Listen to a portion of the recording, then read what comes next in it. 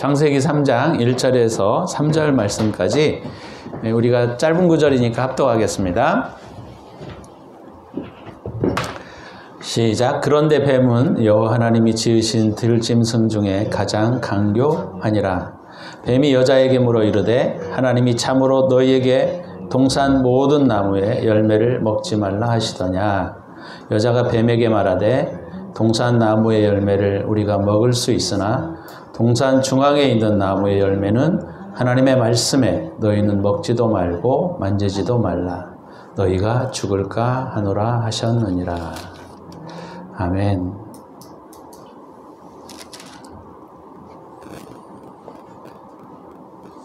자, 우리가 오늘 본문을 중심으로 해서 사단의 꾀임이라는 제목으로 말씀을 함께 나누려고 합니다. 이 이야기는 너무나 잘 알죠. 선악과를 따먹으라고 유혹하는 사단의 이야기입니다.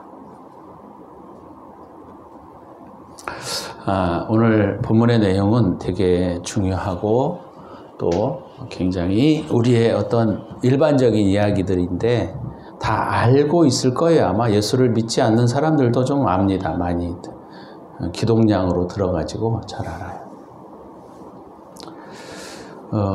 여러분들이 그 유럽연합에 보게 되면 지팡이에 뱀이 이렇게 감겨 있는 모습을 볼 수 있을 거예요. 그렇죠? 그래서 유럽연합이라든지 이런 쪽에 보게 되면 이 지팡이에 뱀이 이렇게 꼬여 있는 모습들의 그림들을 많이 볼 수가 있습니다. 근데 뱀이 굉장히 사람들에게 혐오감을 주는 동물임에도 불구하고 이런 것들을 기록하고 이런 문양들을 만들어서 사용하고 있습니다. 그죠? 굉장히 우리가 의아한 이야기예요. 뱀이 왜 그렇게 많이 나오는지. 근데 매스미디어 안에 이 사단의 영향력이 굉장히 강합니다. 사단의 영향력이. 그래서 그것들이 은연중에 자기의 모습이나 이런 것들을 사람들에게 자꾸 이렇게 암시하는 거예요. 어찌됐건 뱀은 사단의 상징물이고 또 사단이 첫 번째로는 뱀을 통해서 일하는 장면들을 오늘 우리가 처음 보게 됩니다. 그죠? 오늘 이 본문에서 뱀이 하와를 꼬이는 장면을 우리가 볼 수가 있습니다. 그런데 이 뱀은 옛 뱀이라고 하기도 하고 사단이라고 표현되기도 하고 또 계시록이나 이런 데 보게 되면 용으로 나타납니다. 그래서 우리 옛날에도 어른들이 그랬어요. 뱀이 조금 크면 이무기가 되고 뱀이 용이 되어서 승천한다 이런 얘기 많이 한 기억이 있어요. 실제로 뱀은 성장합니다. 뱀이 성장해서 용이 되는 거예요. 용이 잘못되면 이무기가 된다 그러잖아요, 옛날에. 그래서 지난번에 어떤 사람이 동영상을 하나 올린 게 있던데 이게 승천하는 용을 이렇게 실제로 이렇게 사진으로 보여주는 것들이 있었어요. 그런 것들을 우리가 좀 보게 되면 이 뱀과 용과 또 굉장히 우리의 역사적으로도 굉장히 밀접한 관계가 있고 또 우리의 삶에도 아주 밀접한 관계를 가지고 있습니다. 근데 왜 이 뱀이 사단의 상징물로 사용되어졌느냐라고 했을 때 오늘 본문의 내용에 거기 약간 암시적으로 나타나고 있는 이야기가 있어요. 그것이 바로 뭐냐면 뱀은 여호와 하나님이 지으신 들짐승 중에 가장 간교했다라고 해요. 근데 우리말로는 간교라는 말이 무슨 말인지를 잘 우리가 알 수가 없지요. 근데 이게 원래 간교하다라는 말이 아룸이라는 단어예요. 아룸. 히브리어 아룸이라는 단어는 지혜롭다, 신중하다 이런 뜻이에요. 지혜롭다, 신중하다. 그래서 우리가 예수님께서도 이런 이야기들을 나중에 썼는데 예수님의 제자들에게 너희가 세상에 나아갈 때 뱀처럼 지혜롭고 그 다음에 비둘기처럼 순결하라 이런 표현을 썼어요. 그죠? 그래서 이 아름이라고 하는 단어는 신중하다, 지혜롭다라는 뜻이에요. 근데 여기에서는 번역을 간교하다라는 표현을 썼습니다. 그래서 우리가 이 간교하다라는 말의 의미와 지혜롭다라는 말의 의미를 우리가 조금 구분을 해 볼 필요가 있습니다. 어떤 것이 간교한 것이고 어떤 것이 지혜롭냐. 간교라는 말은 제가 이렇게 표현할 때 사악하다. 근데 이 사악하다라고 하는 것들이 어떤 사람들에게 주로 많이 나타나느냐면 지식층들에게 많이 나타나는 특징 중에 하나입니다. 쉽게 말하자면 자기의 심중을 숨기는 거예요. 자기의 심중을 숨기고 상대방에게 자기의 좋은 모습을 드러내는 모습.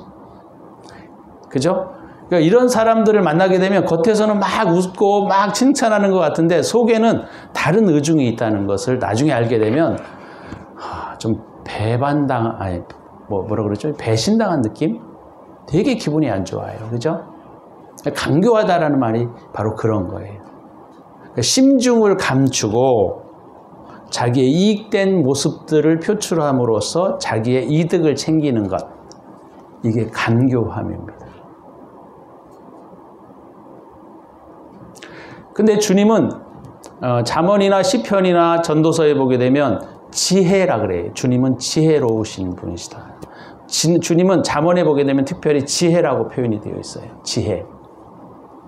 그래서 지혜가 되신 주님을 우리가 믿고 우리가 그리스도인으로서 지혜롭게 살아야 된다. 이런 표현들을 많이 써요. 그러니까 예수님께서 제자들에게도 너희는 뱀처럼 지혜로워라 이런 표현을 쓰는데 여기에 지혜롭다라고 하는 이 단어가 아름이라고 하는 단어예요.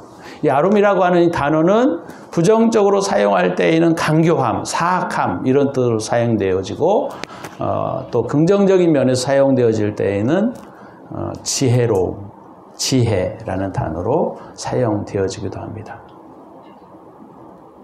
그럼 간교함과 지혜의 차이는 뭐냐라는 거죠. 그죠? 우리가 이 부분들을 우리가 좀 생각하면서 이 뱀의 속성이 바로 그런 것이라는 것을 우리가 이해할 필요가 있다는 거예요. 그러니까 자기의 심중을 감추고 사람들에게 자기의 모습을 좋게 보여주거나 아니면 자기의 모습을 좋게 보여줌으로써 어떤 이득을 챙기려고 하는 속셈을 가진 사람들을 우리는 사악하다 또는 간교하다 이렇게 표현하고 있는 거예요. 그죠? 근데 우리가 이러면 안 된다는 거예요. 제가 오늘 이 본문을 통해서 우리가 배워야 할 것이 사람은 간교하면 안 돼요. 그러면 간교함과 지혜의 차이는 뭐냐? 지혜도 마찬가지예요. 어떤 사람들은 보면 사실이 사실이라고 마구 말하는 사람이 있어요. 그래서 우리가 그것을 거짓말하라는 말이 아니고, 그죠? 어떤 부분, 그러니까 예를 들자면 노모가 이제 거의 그냥 이렇게 거의 힘이 없어서 이렇게 이렇게 하고 있는데 엄마 아들이 지금 병원에 입원했어. 이렇게 말하는 것이 솔직하고 아주 바른 것 같은데 실상 이게 지혜가 없는 거예요. 지혜가 없는 거라 이 말이에요. 그래서 간교와 지혜는 똑같은 거예요. 지혜도 사실 심중에 무언가가 있는데 지혜는 뭐냐? 그 심중에 무언가가 있는 것들을 감추는 것은 아니고 그것을 사랑으로 포장해서 남들에게 전하는 사람. 이런 사람을 지혜롭다 이렇게 표현할 수 있는 거예요. 그러면 우리는 간교한 건지 지혜로운 건지 이것을 이해할 필요가 있다는 거예요. 우리 그리스도인들은 우리가 예수를 믿음으로 지혜로워야 돼요. 그죠? 간교해서는 안 된다는 거예요. 사악하면 안 돼요.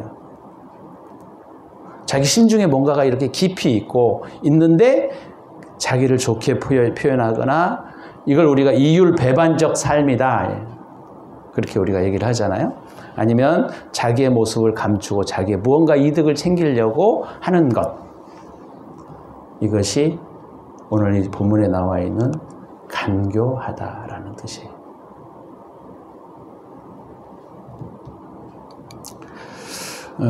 그리스도인들은 뱀의 속성을 닮으면 안 되겠죠. 그죠?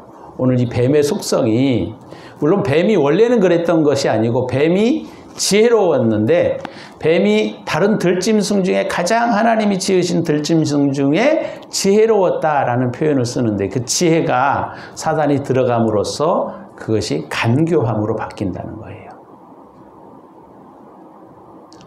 근데 우리가 살다가 보면 이런 간교함을 부리고 싶을 때가 많아요. 우리 상황 속에서. 그렇죠? 우리가 살아가다 보면 사람과의 관계를 갖든지 아니면 어떤 사람들과의 어떤 그런 관계를 맺게 될 때 우리가 이런 간교함을 부릴 때가 많습니다. 근데 그리스도인들은 그러면 안 돼요. 왜요? 그것이 바로 마귀의 짓이니까. 우리가 사람으로부터 상처를 받는 가장 큰 문제는 뭐냐면, 모르고 지은 죄는 별로 그렇게 상처가 크게 되지 않아요. 몰랐으니까, 그죠? 근데 알면서 자기의 의중을 숨기고 자기의 뭔가의 어떤 이득을 챙기려고 하면서 좋은 말을 하는데 그 안에 칼이 있고 독이 있는 사람들이 제일 힘든 거예요. 사람에게 상처를 받는 가장 큰 것은 바로 그런 겁니다. 또 하나는 뭐냐면, 지혜롭지 못하고 정직하다고 해서 사실을 있는 그대로 까발리는 사람들이 있어요. 상처를 받든 말든. 그것도 별로 좋은 것은 아니에요. 그죠? 그러니까 그리스도인들은 좀 지혜로워야 돼요. 하나님 나에게 지혜를 주시옵소서. 그것은 거짓말을 하라는 얘기가 아니고, 아까 제가 얘기를 했던 것처럼 할머니가 지금 위독해서 죽어가고 이렇게 힘들고 있는데 아들이 지금 병원에 입원했어요. 큰일이에요. 이것은 지혜로운 게 아니에요. 지혜가 없는 거예요. 그죠? 지혜로우려면 어떻게 해야 돼요? 엄마, 아들이 좀 병원에 그것이 사실이라고 한다면, 아들이 잠깐 병원에 잠깐 갔나 봐. 그렇게 얘기해도 되잖아요. 근데 그것을 굳이 그냥 있는 그대로를 까발려가지고 사람들에게 상처를 주고 힘들게 하고 고통스럽게 하는 것은 그건 지혜로운 게 아니고 바보인 거예요. 그건 정직한 게 아니라 이 말이에요. 하나님께서 우리에게 뱀처럼 지혜로워라 라고 하는 얘기는 바로 그런 거예요. 주님은 거짓말을 하시지 않습니다. 그러나 사실을 있는 그대로를 말씀하실 때에도 항상 주님의 말씀이 뭐에 포장이 되어 있느냐면 사랑이라고 하는 것으로 포장이 되어서 그것들을 말하고 있기 때문에 주님이 지혜로우십니다 라는 거예요. 그래서 우리가 사람이 지혜로우려면 첫 번째는 그 사람을 사랑하고자 하는 마음, 그 사람을 긍휼히 여기는 마음, 이것을 구약에서는 우리가 헤세드, 은혜라는 단어로 씁니다. 은혜. 그리스도인들은 은혜가 있어야 돼요. 그것은 다른 표현으로 말하면 긍휼하심이에요. 불쌍히 여김. 그러니까 주님은 죄인들을 만나거나 막달라 마리아를 만나거나 많은 사람들을 만났을 때 그들이 죄인인 것을 막 까발려서, 그래 돌로 치라고 했잖아, 니네 내가 말했지, 옛날에 돌로 치라고 했어, 그래서 돌로 치는 것이 아니었어요. 그죠? 그분은 늘 사랑으로 그것들을 감추면서 죄 없는 자가 먼저 쳐라. 그래서 그 여인을 살려내잖아요. 그러니까 우리가 그리스도인들이라고 하면은 남의 마음을 헤아릴 수 있어야 돼요. 내 입장에서만 얘기하면 안 된다 이 말이에요. 그래서 우리가 내 입장에서만 이야기하고 내 의중을 숨기고 사람들을, 내 이득을 챙기려고 하는 것은 사악한 거예요. 사악한 사람이 제일 힘든 거예요. 제일 무섭고. 왜? 이것이 뱀의 본체이기 때문에, 사단의 본체이기 때문에 그런 거예요. 그리스도인들은 순결하셔야 돼요. 두 번째는 사람을 사랑할 수 있는 마음이 우리에게 있어야 되는 거예요. 그것이 지혜예요. 그래서 오늘 이 본문에 나와 있는 것처럼 이 아룸이라고 하는 이 단어가 뱀에게 쓰여지고 사단에게 쓰여졌다라고 하는 것은 우리가 살아오면서 많은 사람들을 관계하면서 때로는 우리가 이런 사악함을 부리고 싶을 때가 많아요. 그죠? 저도 많아요. 내가 의중을 숨기고 충분히 좋게 말할 수 있고, 충분히 이렇게 할 수 있어요. 근데 그렇게 하면 안 돼요. 뱀에 서로 짝짝꿍 돼가지고 서로 사단의 짓을 하는 거지. 마귀의 짓을. 그래서 우리가 주님께서 말씀하실 때 이 아룸이라고 하는 단어가 그리스도인들에게는 지혜라고 하는 단어로 바뀌어야 되고 우리가 어떤 태도를 가져야 할 것인가에 대한 부분들을 우리에게 보여주고 있습니다. 근데 이제 문제가 뭐냐면 내가 그 사람을 사랑할 수가 있어야 되는데 그 사람을 사랑할 수가 없어요. 그죠?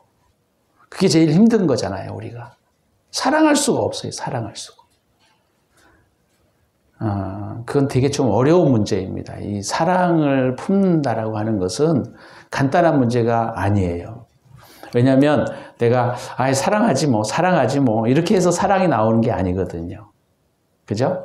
네, 그런 것들은 굉장히 어려운 문제입니다.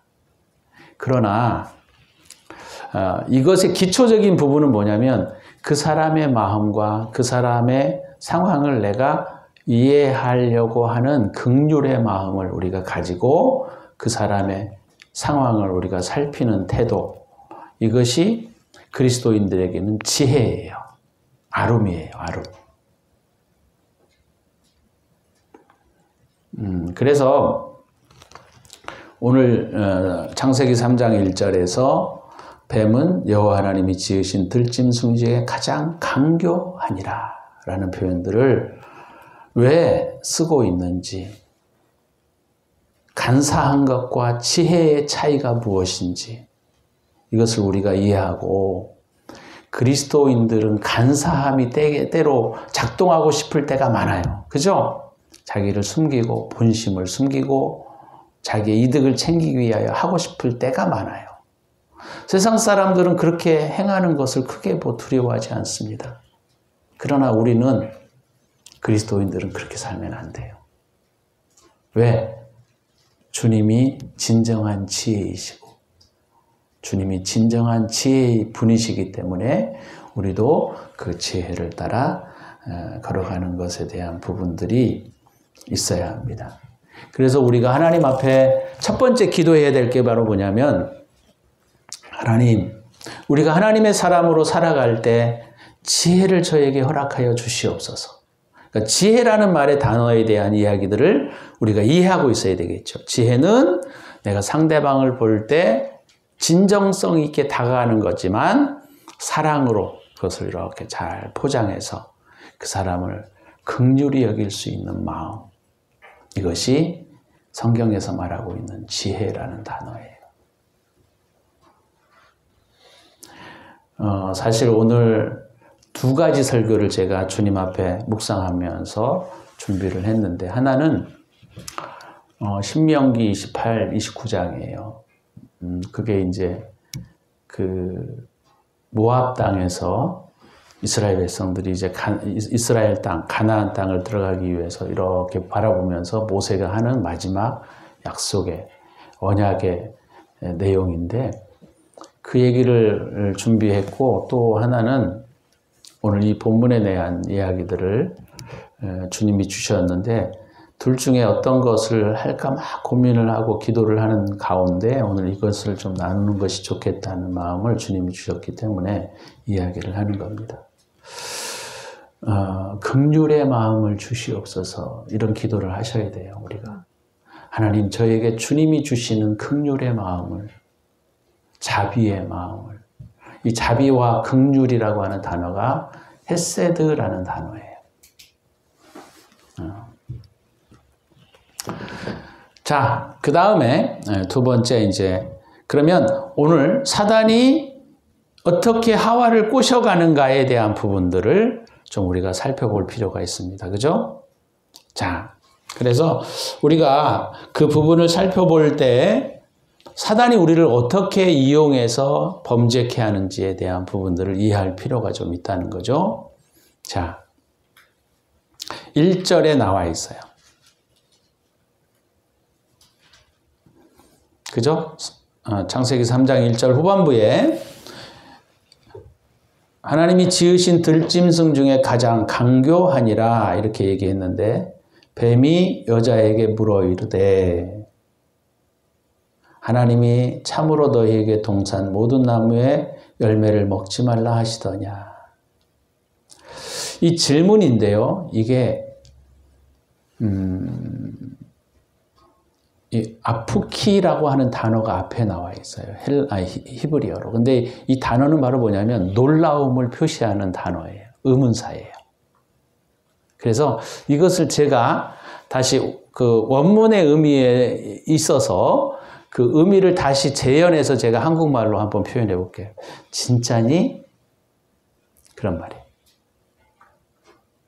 참으로 그러더냐? 그런 말입니다. 진실이냐? 그런 뜻이에요. 근데 이 단어에 뭐가 있냐면 하나님에 대한 생각을 약간 바꾸는 거예요. 야, 하나님이 진짜로 그렇게 하셨어? 이렇게 물어보는 거예요. 참으로 그랬대? 왜? 여기 뭐가 들어있냐면 하나님에 대한 비난의 모습이 들어있는 거예요. 불평에 대한 모습이 들어있는 거예요. 아니 그렇게 사랑이 많으시고 관대하시고 자비로우신 분이 왜 그거 못 먹게 했대? 그런 뜻이에요. 재미나죠?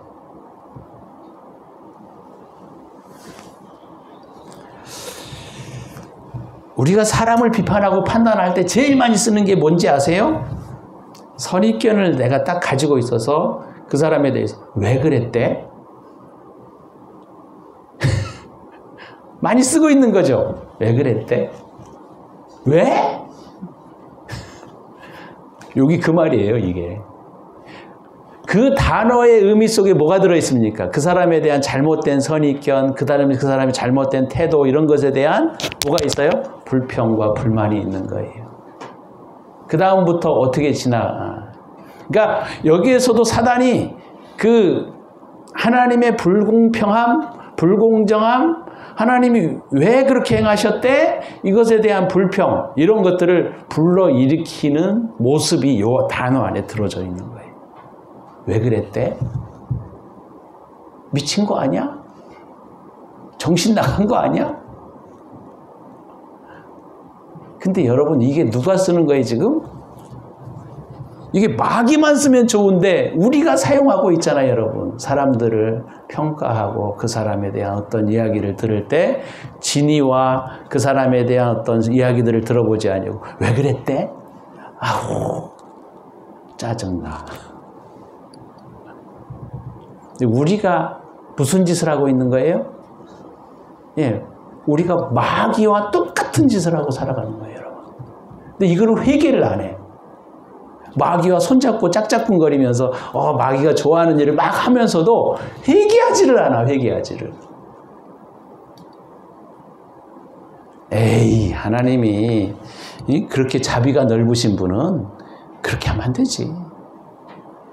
이게 사단이 그렇게 하고 있는 거예요.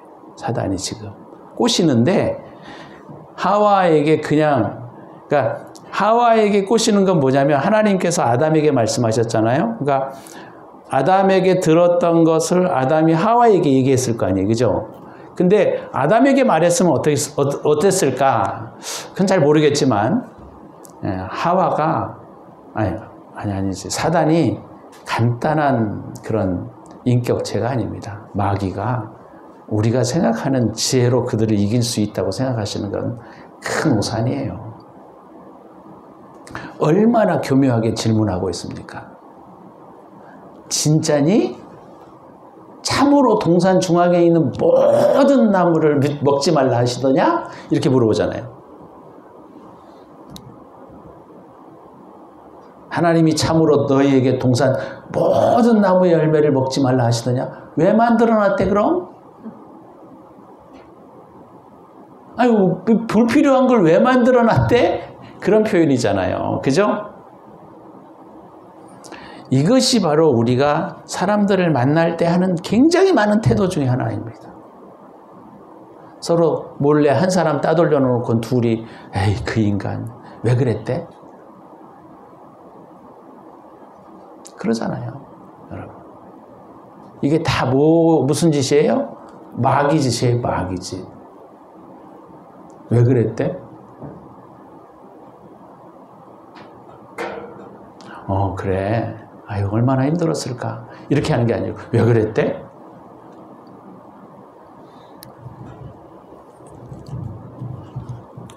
사랑과 친절과 은혜가 넘치시는 하나님께서 왜 동산 중앙에 있는 나무는 왜 먹지 말라고 했네?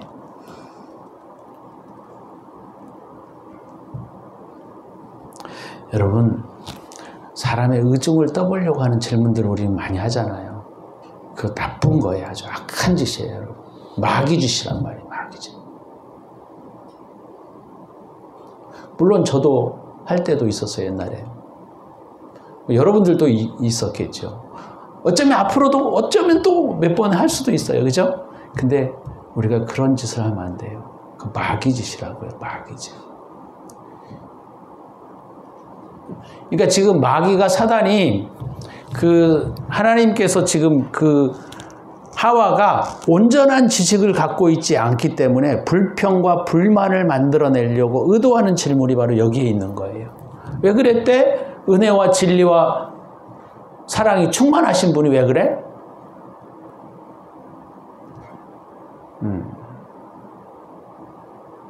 그래서 여러분, 우리가 이런 짓을 하면 안 돼요. 이런 짓. 그죠? 이런 짓을 하면 안 돼요.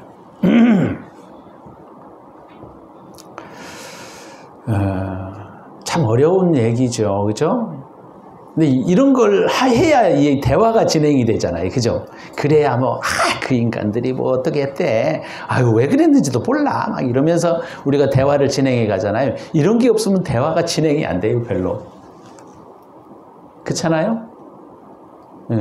우리가 예를 들어서 한 공동체가 있는데 몇몇 사람들이 이렇게 모여가지고 이 사람 나가면 이 사람 욕하고 저 사람 나가면 저 사람 욕해야 얼마나 재미있어.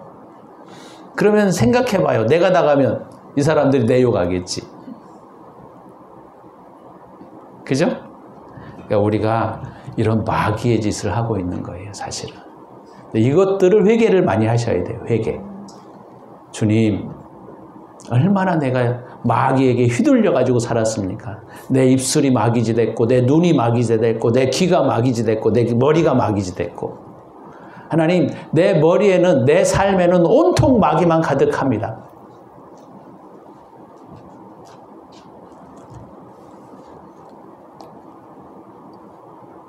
여러분, 사람의 진정성을 자꾸 의심하고 진정성을 헤집어 놓으면 안 돼요.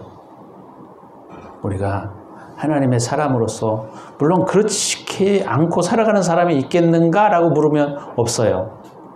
그러나 그리스도인이라고 하면 맨날 마귀하고 짝짝꿍하고 손잡고 매일 놀고 그러면 안 되잖아요. 창세기 3장 15절이 원복음이라고 말합니다. 원복음. 원복음이라고 말하는데 창세기 잠깐 15장에 보시게 되면 15장이래. 창세기 3장 15절. 내가 너로 여자와 원수가 되게 하고 내 후손도 여자의 후손과 원수가 되게 하니. 뱀한테 지금 주님이 심판하시면서 징계하시는 거예요. 뱀으로 인하여 너가 뱀이에요. 내가 뱀으로 여자와 원수가 되게 하고 내 후손도 여자의 후손. 내 후손은 뭡니까? 뱀의 후손이겠죠. 뱀의 후손이 어디에 있어요, 여러분? 우리가 뱀의 후손이에요, 여러분. 응? 우리가 뱀의 후손이라고. 예수님이 너희들이 거짓말을 하는 것은 너희들의 아비를 따라서 살아가는 게 아니냐. 우리 아버지는 뱀이에요. 성경에 주님이 말씀하실 때. 니네 아비가 뱀이니까 너희도 뱀짓을 하지. 여자의 후손은 누굽니까? 자, 여기 보세요. 여자의 후손 누구예요? 여자의 후손. 그러니까 뱀한테 네가 여자와 원수가 되게 만들고 그 다음에 너의 후손과 여자의 후손이 뭐가 된다고요? 원수가 되게 하겠다는 거예요. 여자의 후손은 인류에 딱 한 사람밖에 없습니다. 누구죠?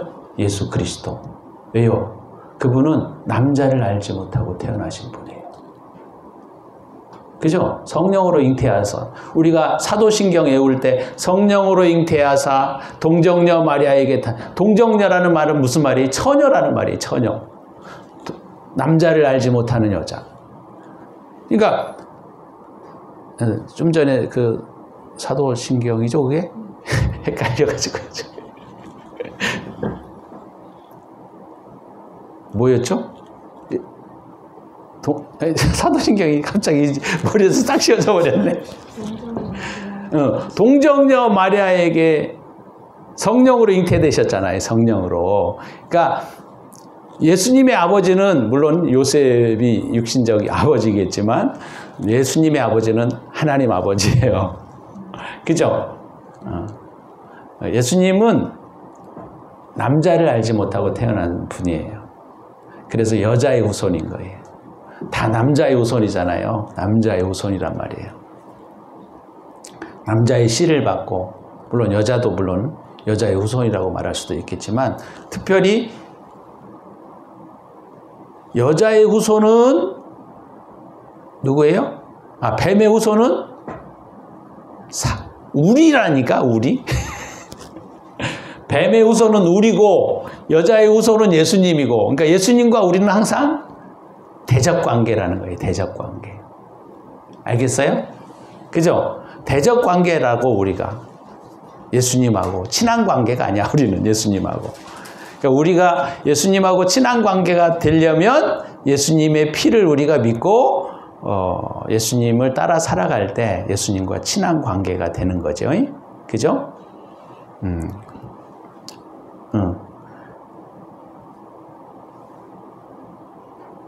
그래서 다시 2절로 넘어오셔가지고 3장 1절 뱀이 여자에게 물어 이르되 하나님이 참으로 너희에게 동산 모든 나무의 열매를 먹지 말라 하시더냐? 이렇게 물어봤어요. 그랬더니 2절 3절에 보시면 이 여자의 마음이 벌써 불평불만이 가득하다는 걸 볼 수 있어요. 2절 3절 여자가 뱀에게 말하되 동산 나무의 열매를 우리가 먹을 수 있으나 동산 중앙에 있는 나무의 열매